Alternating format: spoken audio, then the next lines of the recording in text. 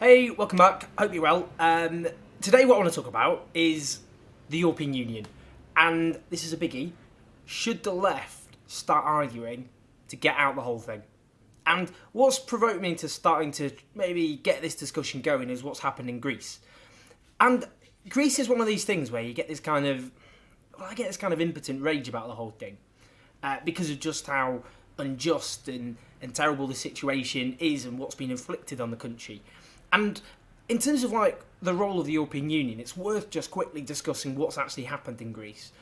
Greece got into the euro in the first place with Goldman Sachs helping to cook the books. French and German banks in particularly lent recklessly to Greece during the boom years, in the same way that US banks recklessly lent to low-paid Americans during the subprime mortgage crisis. And that was great for Germany because that meant that Greeks and other countries could buy their cars and their other consumer goods that they were exporting. And the euro made massive sense for Germany, because what it meant is, instead of the old strong Deutschmark, with all the countries including in the euro was weak, and that meant that German goods were competitive and they could flog them off abroad, and that's why their economy has done so well. What we've seen in the last few years is bailouts which have not gone to the Greek economy.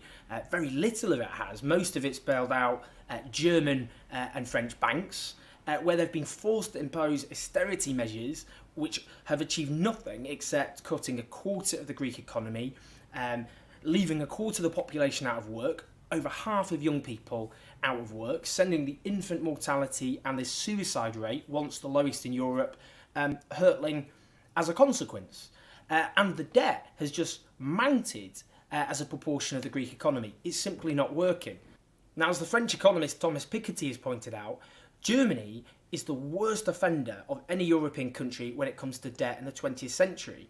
In the aftermath of World War II, they had much of their debt written off by many European countries, including Greece. And that made sense because those countries knew this debt is never going to be paid off, it's astronomical, but instead Germany can pursue policies of growth, and of course they became the economic powerhouse that we know today, and pay off some of those debts. We should use all our endeavours and all the constructive ability we possess to secure the establishment of conditions in which our peoples are freed from want. In other words, our purpose is antagonistic to no one. That's what Greece have been arguing for as well. An international debt conference, write off some of the debts, allow them to pursue policies based on growth. The European Union is having none of it. No debt write-offs, forcing Greece to impose even more policies that have already wrecked the country. And it reminds me of that quote that's often ascribed to Einstein: the definition of insanity is doing the same thing over and over again and expecting a different result. Well, now we're seeing a country which has been brutalised, and Germany and the European Union are trying to make an example out of Greece because they fear if the Syriza are seen to get concessions, then that will embolden other anti-austerity movements across Europe, such as Podemos in Spain, for example, and challenge the entire EU elite. We're seeing austerity policies across Europe which are having a devastating impact. In Spain itself, again, nearly a quarter of the population out of work, half of young people out of work, and devastating cuts to public services and so on, which have had a huge impact on the population of that country. But it goes, of course, far wider than that. These countries can't devalue to make themselves more competitive against Germany, which is benefiting massively from the whole setup. But as well as that, we have a European Central Bank, which is totally unaccountable and which is enforcing policies which are not about decreasing unemployment, it's all about inflation instead.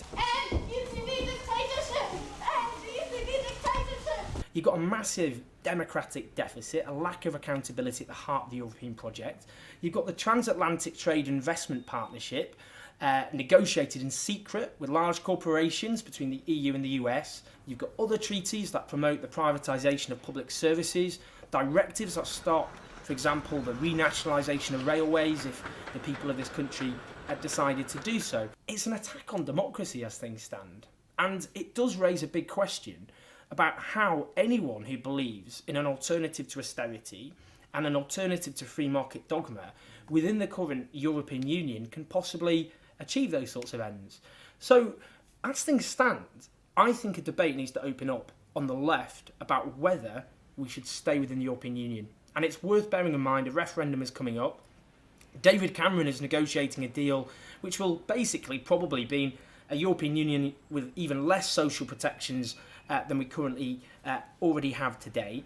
But he will depend on the left to win that referendum. Can we possibly do that? I can't imagine myself campaigning for the European Union as things stand. So let's have that debate. Can the European Union be reformed? Can we change it? Can movements like Syriza and Podemos actually achieve something? Or is the European Union just going to make an example of them and make sure that there's no possible change? That's the debate I want you to have. Leave your comments. Can the EU be reformed? Are you worried about this lack of democratic accountability? Or maybe you're happy with the setup? I'd like to hear that as well. So leave your comments, subscribe, and I'll see you next time.